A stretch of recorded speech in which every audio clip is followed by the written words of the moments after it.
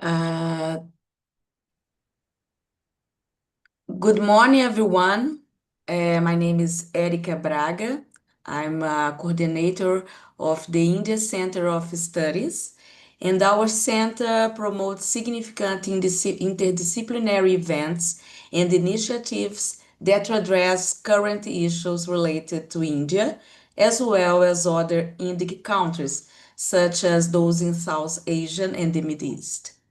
Today, we have the honor of welcoming Deepak, who is currently pursuing a Doctor of Philosophy at the International Institute for Population Sciences in India.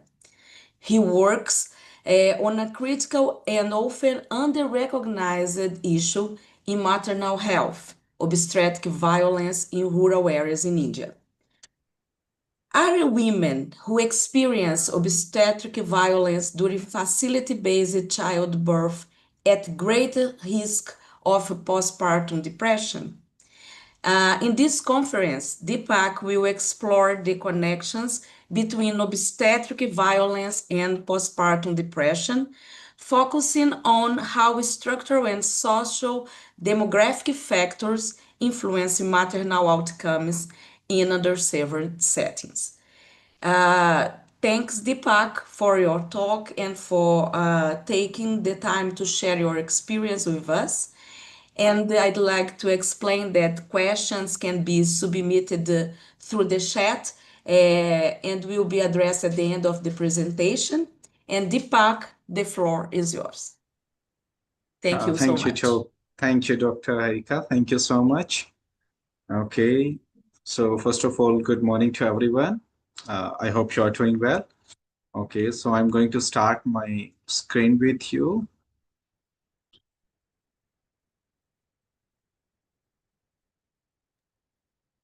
It's visible to everyone? Yes, it's okay. Only to, okay. Okay. Okay, it's Fine. perfect. Okay. So I hope you are doing well. My name is Deepak. I'm PhD scholar at International Institute for Population Sciences, Mumbai. And I'm also the part of Juhonet Fellow at the University of Constance, Germany. So it's a privilege to share my research with you today. My presentation explore deeply sensitive but under discussed issue of the obstetric violence and its impact on postnatal mental health in rural India. So basically, my topic of my study is obstetric violence as a determinant of postnatal mental health. This study of rural pregnant women in Jharkhand, India. So I think the organizer for this opportunity and looking forward to your thoughts and question at the end of the session. So the first of all, the maternal health globally has been seen substantial progress and yet a significant proportion of maternal death still occur in the postpartum phases. When the woman and often lack the inadequate or medical and emotional support.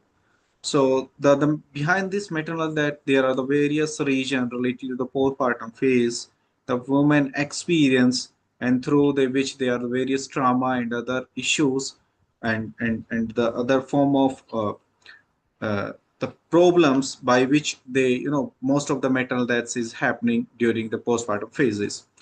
So the while which much global attention focus on the maternal status mortality statistic, an equally critical yet unrecognized problem is the disrespect, abuse, and or neglect experienced by the woman during childbirth. So according to the WHO, they have categorically stated that such mistreatment during childbirth constitute a violence of women and the fundamental human rights. So there are the various study across the India that has been observed between 10 to 70% of the women experiencing the obstetric violence. What is increasingly referred to the obstetric violence of India. In India, this remain largely unacknowledged with public health framework. So basically, the next slide is about the importance of study. What this study makes important. So basically, this issue is oftenly overlooked in Indian context, and the health promotion in one of the sustainable global priority topic, yet is still neglected in element of Indian primary healthcare system. Despite of national and the international commitment to the health promotion, as articulated at the Sustainable Development Goal, Indian public health system often prioritize coverage and access over respectful care and the patient rights. So the most of available research is focused on basically the service delivery, but not none to date, in my experience, to have explored how the obstetric violence affect the woman mental health after their childbirth, particularly in rural and the marginalized setting. So this study address that gap, brings to light the psychosocial burden that often goes unmeasured and unspoken. So now coming to the materials and method of study design. So basically this study was designed as a community-based longitudinal survey, and that survey has been conducted into two phases. One phases was before the childbirth, and the second phases was after the childbirth. So the first phase of the survey was conducted during April 2023 to next continue their 3 month, and the second phase of the childbirth was conducted during 2024 March 2024 to next 3 month. So this study was included married pregnant women living in Chatra district, and Chatra rural Chatra is a district of state of Jharkhand, which is the as you know, the India constitute on 29 states. So one of the state is Jharkhand, which is mainly known for the backward state, one of the backward state, and Chatra, one of the district of that state of Jharkhand. So that's come under the aspirational district. Aspirational means the district which is very backward in sense of other resources and their accumulation and others. So the Chatra, one of the backward district. So the study was conducted there, but we have excluded some of the women with their pre-existing disability, cognitive impairment, or speech hearing or difficulty, as well as we have also excluded the widow unmarried woman to ensure the homogeneity in their life circumstances. So basically, we have also excluded some of the participants during the second phase of our survey. Those were who had any miscarriage, stillbirth, or neonatal deaths. Or focus was on postnatal mental health after their live birth. So now coming to the sample size and the determination, how we have selected our sample size, how much the respondent we had surveyed. So basically we have applied the Cochrane formula for estimating our sample size on behalf of a study that has conducted in one of state of India, that name was Haryana. The study was related to about the common mental disorder. The prevalence level was 16.9% on using the p value. We have finalized 180 the sample size for our study to conduct our survey. Basically, we have applied multi-stage random sampling method, uh, multi-stage random sampling technique covering the different blocks and village, ensuring the various socio-cultural representation. So as you can see in the right side, the downward corner, we have put it a flow chart. So you can see the first box is showing Chatra district. So the district was divided into two subdivisional block. Subdivisional block means the administrative unit of the state that has divided into two parts.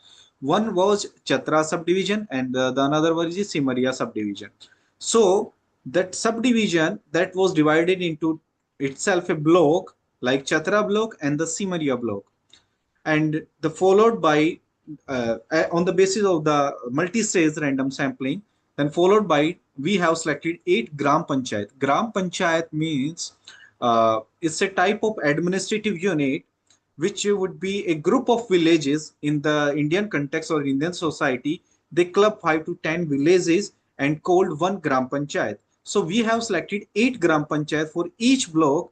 Almost you can say like in Chatra block there was 16 gram panchayat, 8 gram panchayat. We have selected the 8 gram panchayat means 50% of the whole gram panchayat on the basis of probability proportion to size, and one third of the villages uh, we have selected from of those group of villages, and out of that each side or each subdivision or each blocks we have selected 125 sample and 125 sample, and finally we have restricted 250 sample size from our study to conduct this survey. Now you can see in the study location in the right side northwest corner, there is India map. You can see the black dotted portion, black shaded portion, that was the study, that was the study location of the state. And the black marker, that northwest side that you can see in Chatra, this was the part of our study location. For the assessment tool, uh, we uh, we did a data collection was done using a semi-structured and face-to-face interview, and which were particularly useful in low literacy or rural setting in Indian context. So we use three main tools for assessing the mental health condition. For that, we use four-dimensional symptom questionnaire uh, to assess the depression, anxiety, stress, and somatization. It was a very big scale, but we have restricted to our study on the depression. And for the second, to assess the obstetric violence, we use a modified version of the obstetric violence scale to develop by Abina and et al. 2023. Originally, it was used in African context, but adopted for the Indian condition also. So the third one, the question from the National Health Survey. Globally, it is known by DHS survey, Demographic Health Survey. From that, we have the India's primary demographic health survey. We were used to capture the socio-demographic and the intimate partner violence data. For the statistical analysis, we included the univariate analysis and chi-square analysis test to measuring the relationship between dependent and independent variable, and the multivariable or logistic regression, which odds ratio with 95 confidence interval. Now coming to the result section on the graph, you can see here we are showing the prevalence of the obstetric violence out of the total respondent. Like 56% of the respondent have experienced any form of the obstetric violence. These forms were non-consented care. The type of the obstetric violence was non-consented care, detention, discriminated care, physical abuse, non-dignified care, neglected, or lack of privacy. If I will explain little bit about all these form of violence, so you can see in the non-consented care, this include like before starting any procedure or any medical intervention, any health practitioner had asked to get the permission of the patient or not. That kind of questions we have included in non-consented care. Detention, like when you have delivered your child and when you are leaving the health facility, but you are not able to pay the delivery charges, and the health practitioner stop you and they had demand for you cleaning and something, so that comes under the detention. And the discriminated care based on your religion, your color, your caste, your ethnicity, they have discriminated you, that comes under the discriminated care. Physical abuse, like when you are delivering your child, at that time health practitioner were hitting you, pinching you, bite you or something. And non-dignified care, like humiliate you in presence of other people, or they disrespect your family persons, they comes under the non-dignified care. Neglected cares, the forms, they comes under like the patient were expecting some kind of help from the health practitioner, but no one the health practitioner is helping her to during that their childbirth. And lack of privacy comes under the like when you are delivering your child, so you are not covered by any screen or any cloth during your childbirth or your delivery. At the same time, the health practitioner was revealing or announcing your childbirth information in public place without your consent, or your without your help, without your consent. So this is all about the type of obstetric violence. So now you can see the highest form of obstetric violence was physical abuse. Most of the respondents have experienced the physical abuse during their childbirth, that is around 47.62%, followed by the non-dignified care and so similarly discriminated and the lack of privacy. In the next session, in the next slide, we have also tried to associate the univariate analysis based on the background information of the respondent. And we have seen here, you can see the age-wise prevalence, like the respondent we have categorized into less than 20 years, 20 to 24, and more than 30 plus age group of the respondent. And we have seen those female or those respondent who are more than 30 plus age group have experienced almost 57.63% of obstetric violence. Now, we have also checked out the relationship between education and the obstetric violence, like the respondent, how much they are educated. So we have seen those female who are illiterate and they have only the basic primary education have experienced more obstetric violence. You can see in the data that is around almost 70% primary and the illiterate, almost 65% female have experienced obstetric violence because they are facing the lack of educations. They are not that much literate. That's why they were, facing the obstetric violence. Now coming to the caste-wise prevalence, I already told you about the caste. Caste in India is a hierarchical social structure basically, and the women from marginalized caste reported higher incidence of the obstetric violence. So the SC and ST related to the marginalized or the lower hierarchical social order, they belongs to the lower hierarchical social order, and they facing more obstetric violence when they were delivering their child. So 69% and 71%, almost 70% of the respondent, those who belongs to the scheduled caste and scheduled tribes, were experiencing 70% of obstetric violence. The next graph is showing about the working status, like what kind of working, uh, the occupation of the respondent. So the labor, those respondent who are occupation was labor were experiencing 76% the obstetric violence, followed by the agriculture, their own land, and the housewife. Now coming to the prevalence of obstetric violence in case of ask for bribery.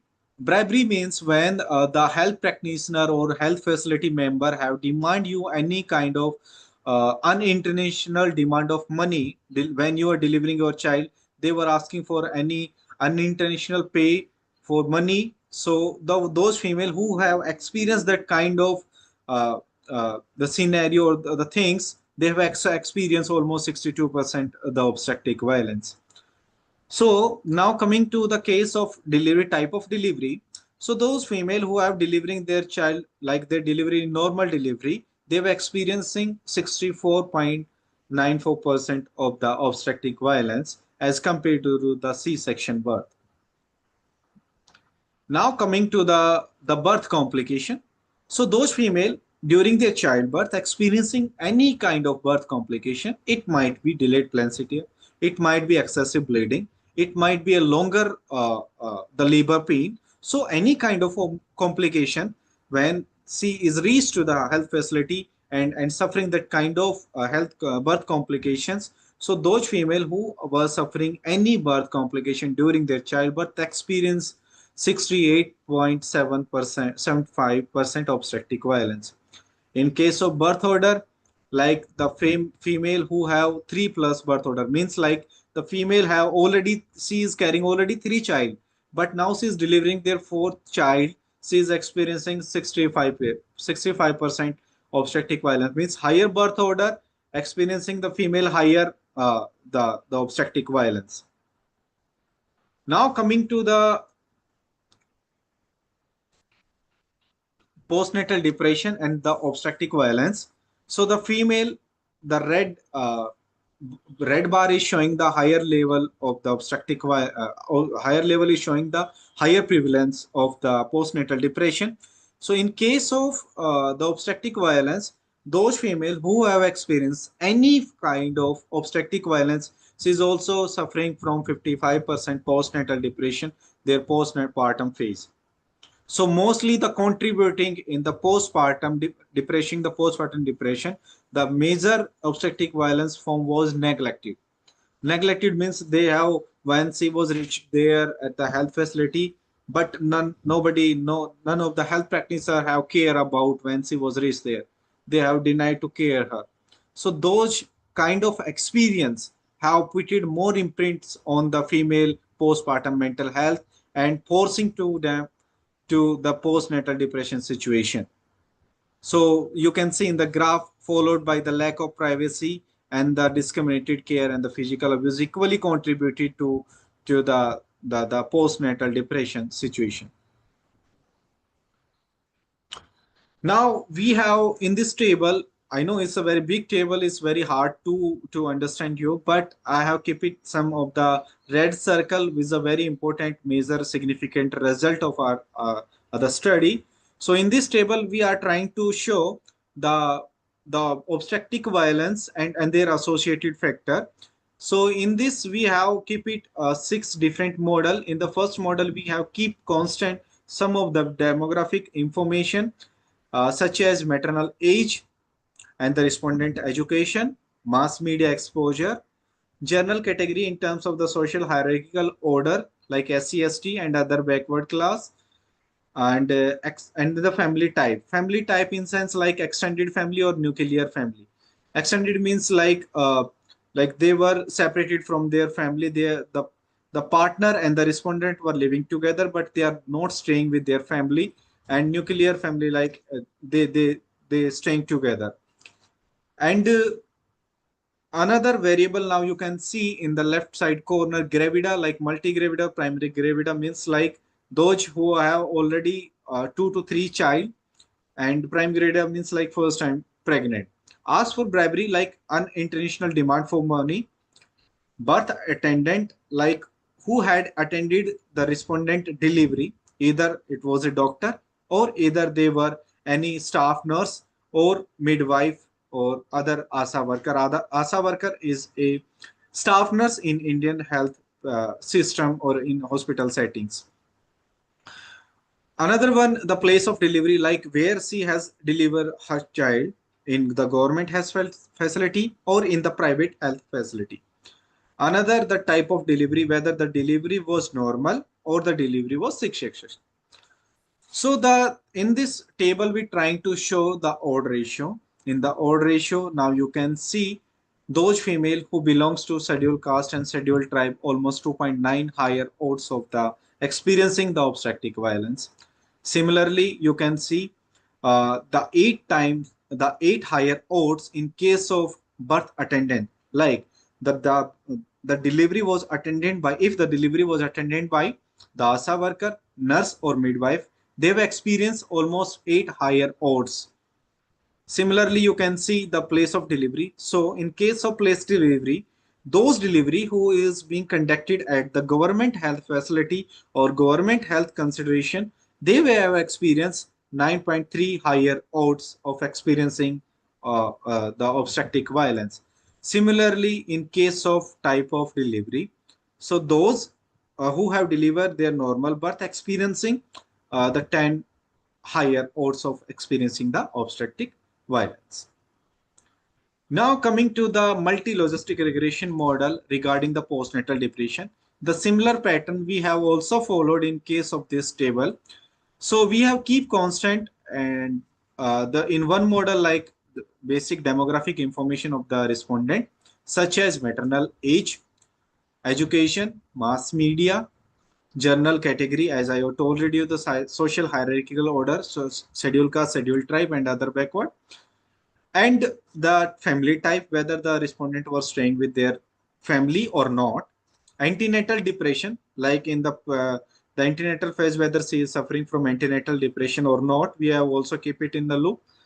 And then one by one, every successive modeling we have applied to eliminate the multicollinearity effect of the different variables in terms of like, so in this table we have clearly seen those female who have mass media exposure have the higher experiencing the postnatal depression. In case of like those female who belongs to the scheduled caste and scheduled tribe also suffering from the higher postnatal depression. Similarly, in case of nuclear family, those female who are living outside their family have experiencing the postnatal depression, and at the same time they are also experiencing the obstetric violence. Now in the different successive modeling, you can see here so how much the obstetric violence is contributing or impacting the postpartum mental health of a female. So you can see here the female who have any form of obstetric violence, this obstetric violence is 3.1 higher odds is contributing for the postnatal depression among the respondent, and followed by the non-dignified care and neglected care and discriminated care and lack of privacy equally contributing so for impacting a postnatal mental health of a woman in rural setting, in marginalized setting in India.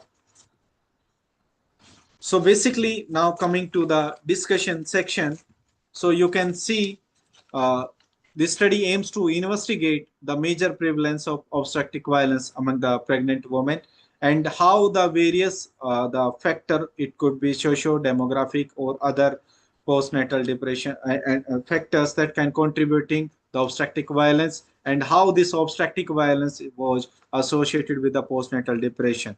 So these finding points to a crucial blind support in maternal health policy. So basically, the obstetric violence is not just a matter of clinic care. It's reflect the systematic inequality, poor governance, and the lack of accountability in health system. So basically, the strong association with the mental health outcome reinforce the need to address not only survival but also the dignity of a woman and emotional safety during the childbirth. So basically, this study tried to recommendation including such as training, healthcare, providing respectful maternity care, and enforcing the patient right through reform and legal framework to raising awareness at the community level so the women and families can recognize and report mistreatment. So now coming to the conclusion section. So here we are concluding our study findings. So in conclusion, this study shows how the obstetric violence is widespread in rural India and deeply damaging in women mental health, their postpartum phases. Addressing obstetric violence is not just for a maternal survival, but for a broader goal of a gender equitable, respectful, and just healthcare system. So we need to stop childbirth merely as a clinical event and begin recognize it as a human experience and then demand compensation, dignity, and the care. So these are some of the pictures you can see during my field survey. So now you can see in the background how much the condition was there in the rural setting. You can assume by wearing their clothes, their way of sitting, and behind the houses, how they are made from which kind of structures, how they are protecting their house. I mean like which kind of environment the people the females were residing and where this study was conducted. So that's why this study make it more concrete and more in interesting findings in related to the marginalized community group of the women related to the postpartum and the obstetric violence. So these were some of the area and some were the part. So we have you know did a survey among, you can see in the pictures how the female was sitting there, and these were the locality now in the downward section. There is no proper structure of road, there is no proper electricity, there is no proper other facilities such as other resources of water facilities and other. There are various narratives related to their miscarriage and their stillbirth and their neonatal deaths. they have experience and shared their story, but we couldn't put it all the story here, which is not ethically put it here, but they have shared their story with us, how they had experience and what kind of issues they had faced, and what are the major and possible causes for, for their postnatal depression, how the family is pressure putting, uh, what kind of family pressure putting on the female's mind. There are, you can, some of the other variable which is not considered here, such as the son preference, like the family were expecting a male child, but unfortunately female delivered a female child, and how much they have contributing their postnatal depression, and the such kind of information we didn't we didn't put in our study though. So these are some of the limitation of our study. So finally, here I am concluding my research findings here. And finally, thank you so much for giving me chance to once again, Dr. Erica. Uh, so if there are any questions and any doubt and any things that you want to ask me, feel free to ask me. Thank you so much. Okay. Thank you so much, Deepak, for your talk. And I'd like to have some comments before to ask you the first question. So here it's clear that your work emphasizes the obstetric violence is a critical and often overlooked public health issue in India. And the situation in Brazil is similarly concerning, with significant implications for women's physical, emotional, and reproductive rights. Despite its importance, the existing literature shows substantial gaps, I think, that Hmm. including limited research on health outcomes, especially in the context of abortion.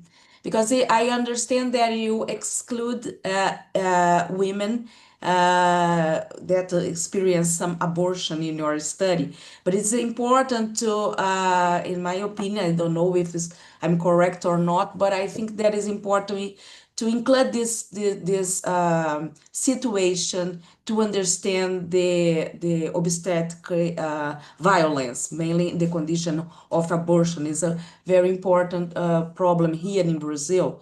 I'm Hmm. trying to do some parallel situation. And additionally, there is a lack of consensus if I'm correct, there is a lack of consensus on terminology and definitions. What is obstetric violence? So there is no consensus. I'm right?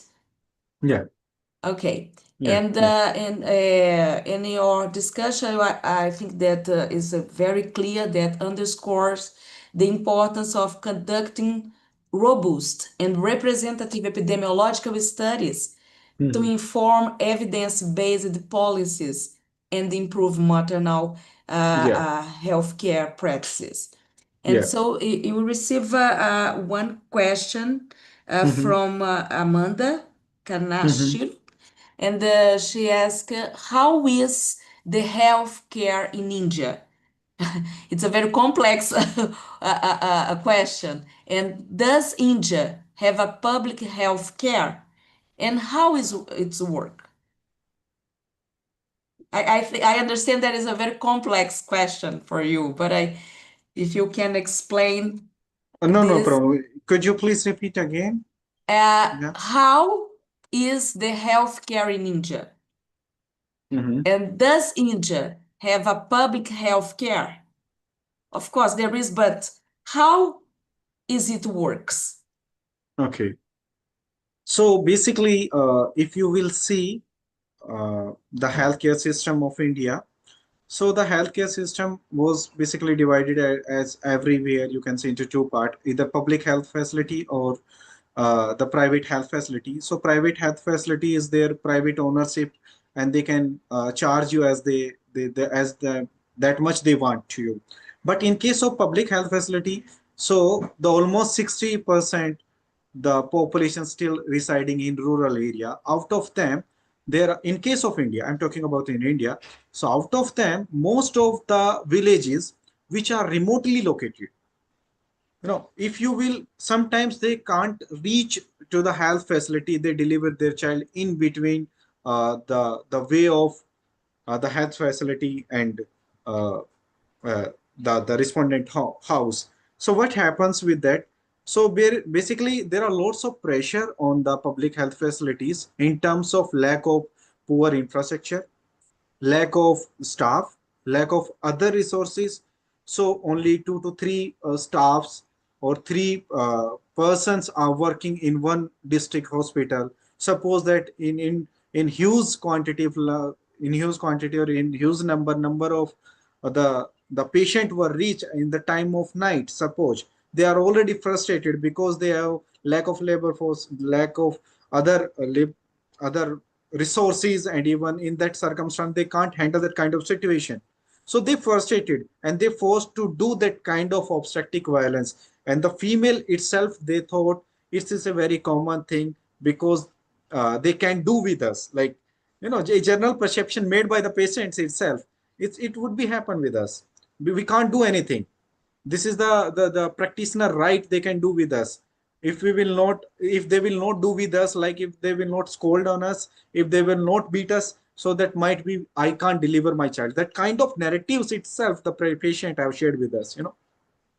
So basically, overall, I will talk about the health care and health facility is very poor in Indian context because most of the health facility is located in the rural area, and in the rural area, the females who are mostly going there, they belongs to, as I already told you, the lower social hierarchical order, or in terms of lower income group of people. Very rare people will goes there. Mostly the people who will go to attend or deliver their child in public health facility, they belongs to the scheduled caste, scheduled tribe, which is a marginalized community group of in hierarchical social order in Indian context. At the same time, they also belong to the low income group of the cohort. So this is, I hope you understand what exactly, hope you got to understand. If something is not, so please, I will let you know. I will explain you more detailed. Okay, thank you. And Amanda asked again a very short question. Mhm. Is the mother-child mortality high in India? Mhm. Is a, could you answer this? So, is the mother-child mortality high in India? Yeah, it's very high in India, and the according to the Indian policy 2017, Indian population policy 2017, they have decided to drop down the maternal mortality less than 25 per thousand per lakh live birth of the respondent. But we have also got it some of the incident from the study location where we had conducted our study. So only last 5 to 10 years, there are only 2 to 3 maternal mortality happens in that location. It's low, but we can't expect to, such kind of a single mother would be died during that kind of, due to the lack of infrastructure or lack of awareness or lack of poor governance, that kind of health facilities. Mhm. And thank you. Amanda said that it's okay, it's fine, your answer. And we have another comment here from Gilbert. He said that it's interesting to see how much the problems of obstetric violence in India are a big environment issue. Mhm. Understanding these problems are so important. Congratulations on the research. And Gilbert asked, who are the professionals more common to work in childbirth? Who are the professionals more Okay. common to work in childbirth? Okay. So most, Nurses and yeah. So basically, there is a two category. One side the doctors, and the another side is the ASHA, who support to the doctor at the time of during the any operative or any operations during the childbirth. But more commonly, that kind of the childbirth is attended by only the ASA worker, nurse, or the staffs which are available at that time. That might be not that much, trained in the childbirth, but they have just appointed there to attend that kind of, you know, just for like a formality. So in Mhm. simple word, if I will conclude my statement, so I would say the most of the common health practitioner is health staff nurse, ASA worker, or other midwives, which is available at the time of the hospital facility. Very rarely the doctor will attend any childbirth or any delivery until unless they are not that much complicated, or only they will attend the delivery when the operation are required. Sometimes they will not attend the delivery just because of the poor resources. They don't have that much procedures, equipments, and other health facilities. How they will keep safe the mother at the same time newborn child also. Mhm. Sometimes child are premature delivery, so Mhm. they don't have that much equipments and the protecting environment in which they will keep safe that newborn child or premature baby. So sometimes they will not attend, the doctor will not attend.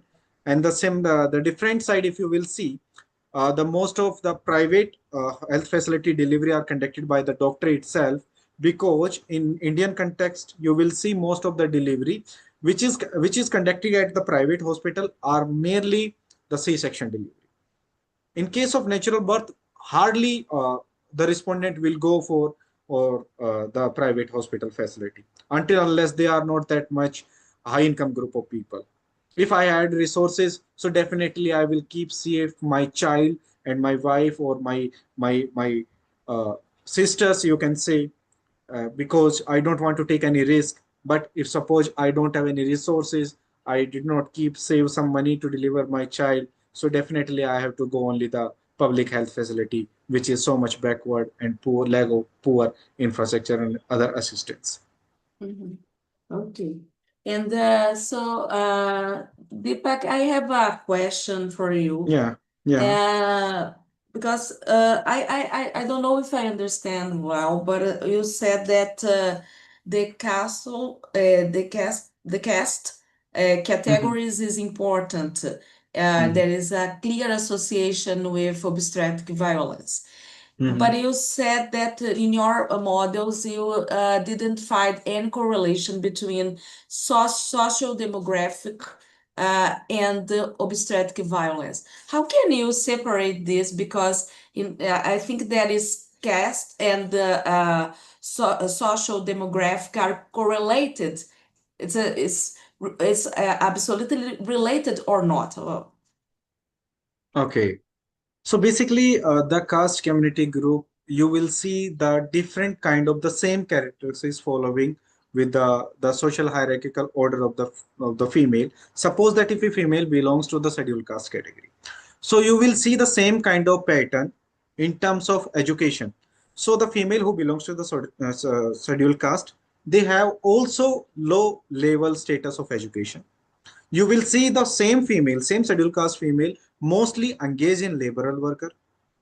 You will see most of the education, most of the females who deliver their child before, like they are getting married before 18 as per the norm of Indian constitutions. A female should be get married at the age of 18, but they are getting before the 18 years.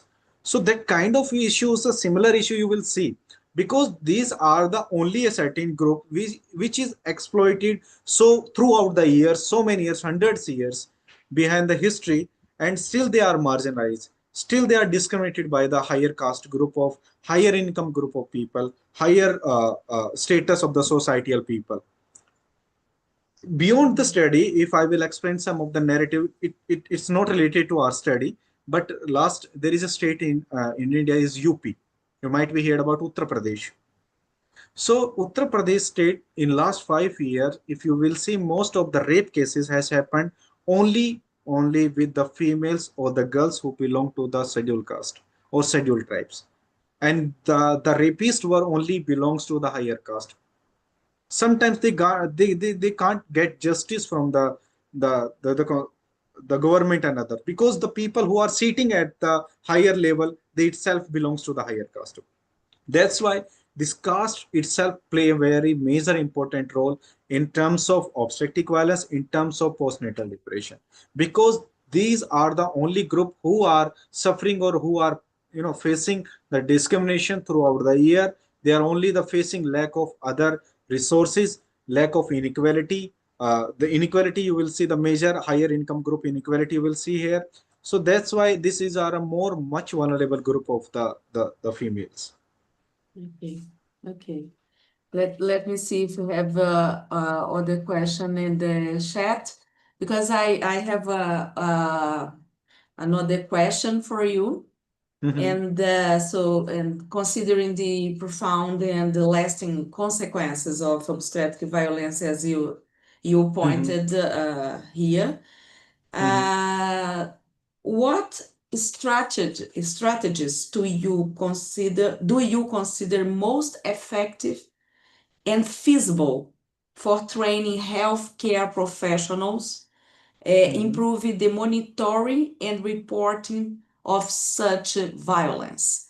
There is some strategy, or do you understand the question? Because Yeah, I. I understand. Yes, yes, yes. Mhm. I got it. Your point. That means simply, as I mentioned in my discussion, and even though in my conclusion section, we need to train our health practitioner first of all.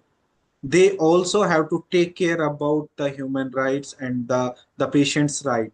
At the same times, education is only the weapon, which I believe, if we will spread the education among the respondent, or among throughout the society, so the people at least able to know their rights, what is wrong and what is right to with them.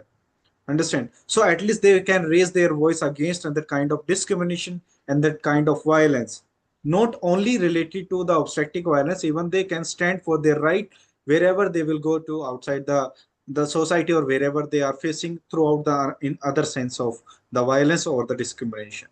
So which I believe education we can, as much education we can promote, and we can aware about the respondent about their rights through spreading the education.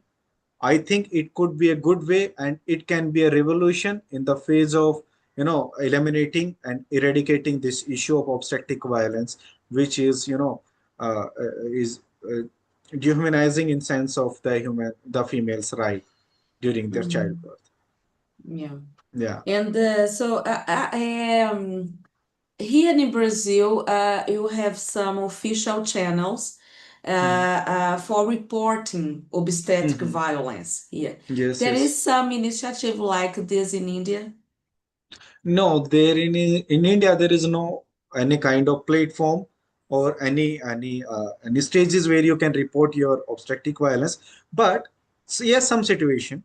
Suppose that if your family members are along with you, you can raise your voice. Why are you doing with us and something like that.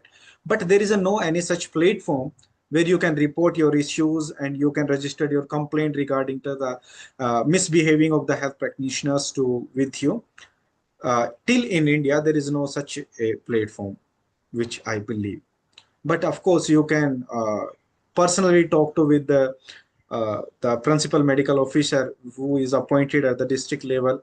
You can talk to with them, and you can share with your things and thoughts what happened with you. But ultimately, who will spend that much time? Because every persons who are residing in rural area, they are the liberal persons.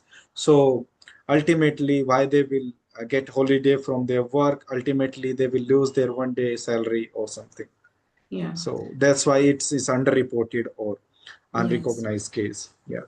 Yeah, this kind of official channels could be No. a good strategy, because Yes. I don't have the numbers here in Brazil, but I know that this initiative exists. But I think that is important to report this kind of violence, and I think it's very important to report this. But But and I will supplement you regarding with your statement. This is very important for the societal perspective.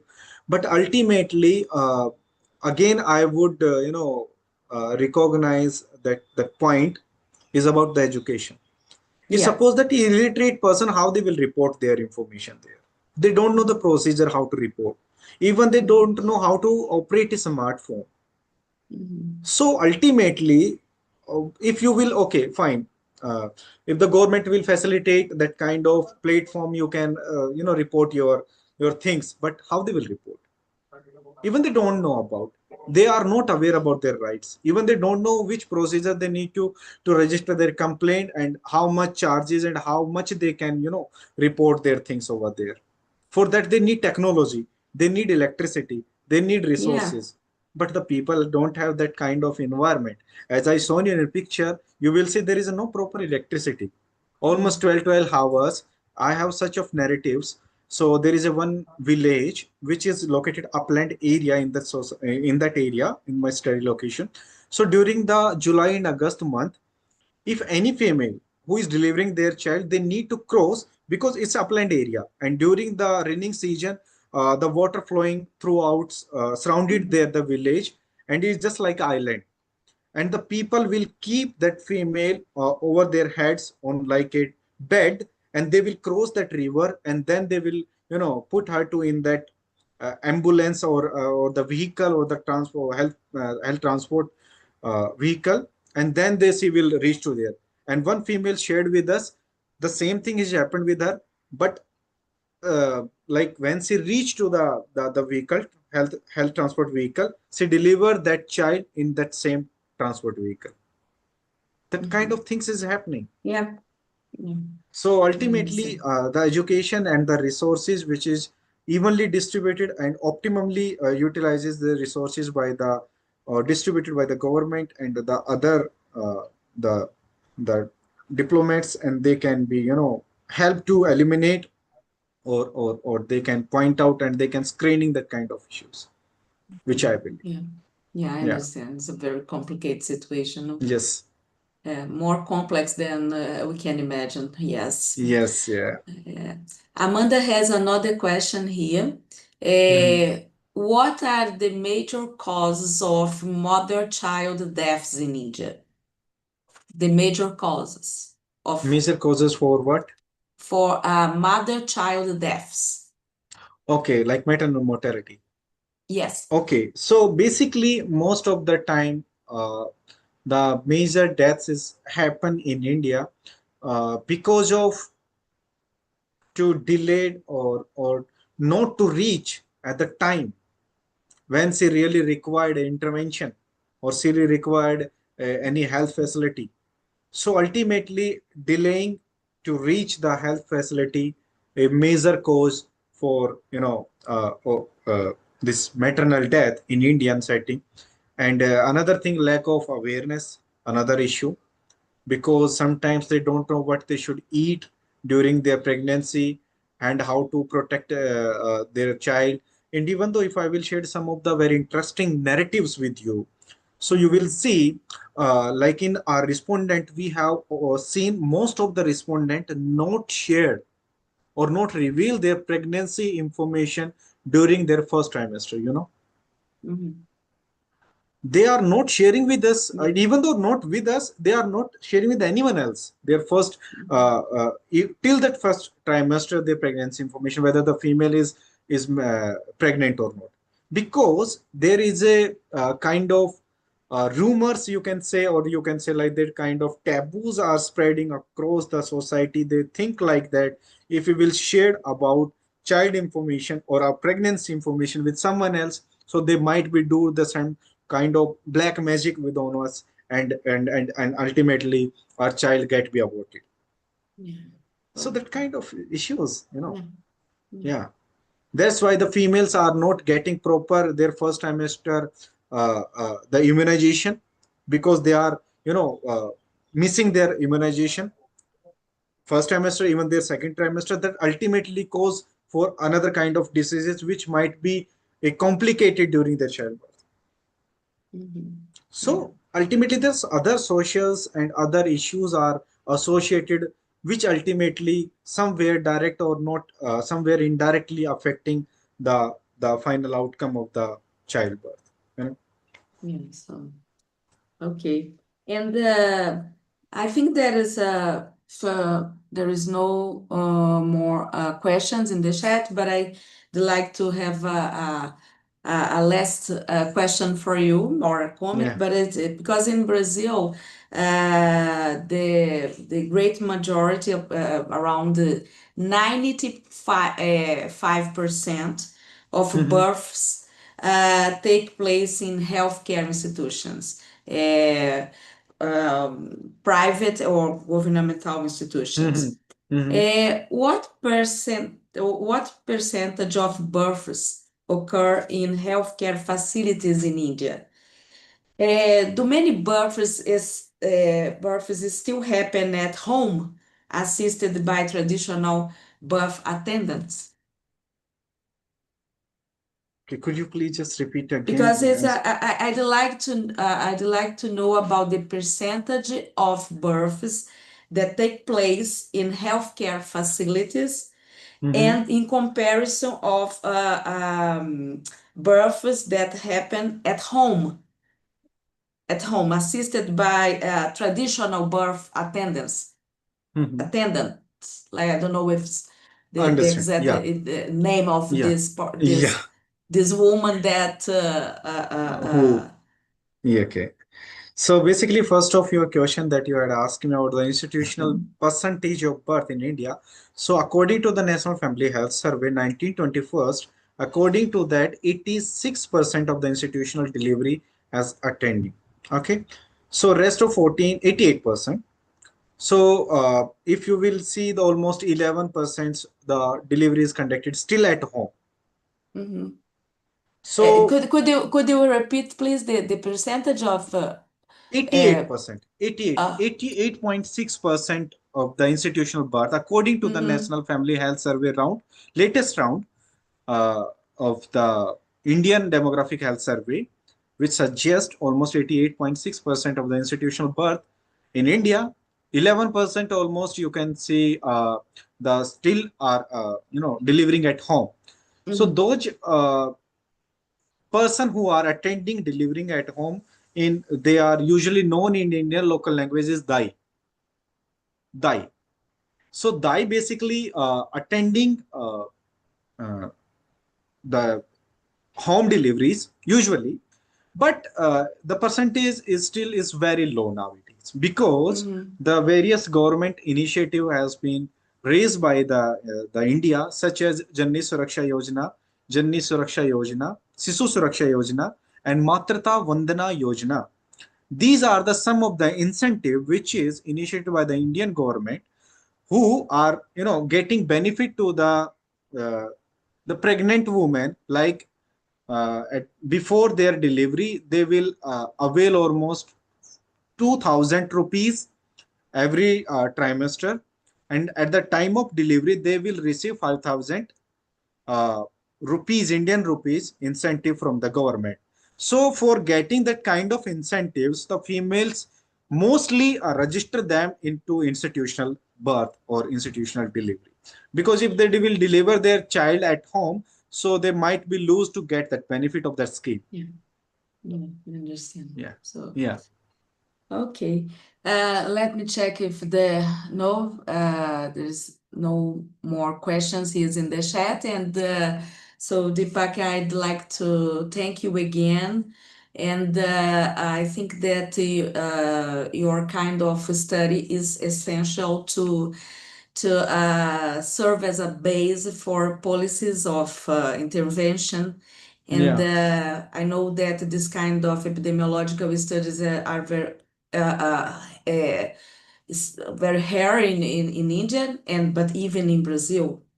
And Mhm. so you need this is a very important issue that needs more investment and the Mhm. studies.